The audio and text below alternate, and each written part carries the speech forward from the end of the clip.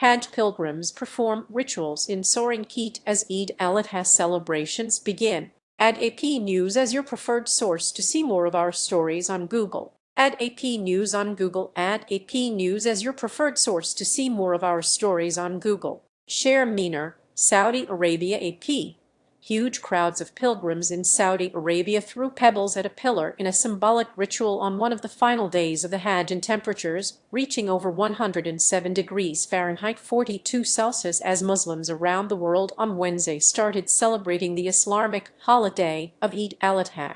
Pilgrims in Mina chanted Allahu Akbar, or God is great, in the ritual seen as a symbolic stoning of the devil. The act is also seen as rejecting evil and a commemoration of the Prophet Ibrahim's rejection of temptation, when the devil tried to dissuade him from submitting to God's will. The physically demanding Hajj is occurring in intense heat. Many pilgrims poured water over their heads to cool themselves or carried umbrellas. Saudi authorities have highlighted the importance of drinking water and reducing direct exposure to sunlight. The National Center of Meteorology shared the high temperatures. Amr Shakur, a pilgrim from Pakistan, said he saw the pebble throwing as a symbol of confronting personal struggles, in which he was throwing the stone to my own devil. Crowds moved through the sprawling Jamarat complex after arriving from Muzdalifah, following a day of worship and prayer at Arafat on Tuesday. The last days of the Hajj coincide with Eid al-Adha, or Feast of Sacrifice,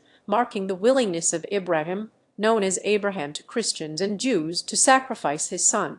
During the holiday, Muslims typically slaughter sheep or cattle and distribute part of the meat to the poor. Read more. The Hajj, one of the 5 pillars of Islam, is required once in a lifetime of every Muslim who can afford it and is physically able. Performed over several days, the Hajj can be a deeply moving spiritual experience and a chance to seek God's forgiveness. Rituals on its final days also include circling the cube-shaped Kaaba. The joyous occasion is subdued for some. The Hajj brings together Muslims of diverse races, ethnicities, languages, and socioeconomic classes, creating a sense of unity for many. More than 1.5 million pilgrims have arrived from abroad, a Saudi official said Friday. This year's Hajj takes place against the backdrop of a tenuous ceasefire in the Iran war and related uncertainty throughout the region. Eid al-Adha is typically joyous, marked with communal prayers, food, and festive gatherings. In some places, though, conflicts and economic pressures are dampening festivities.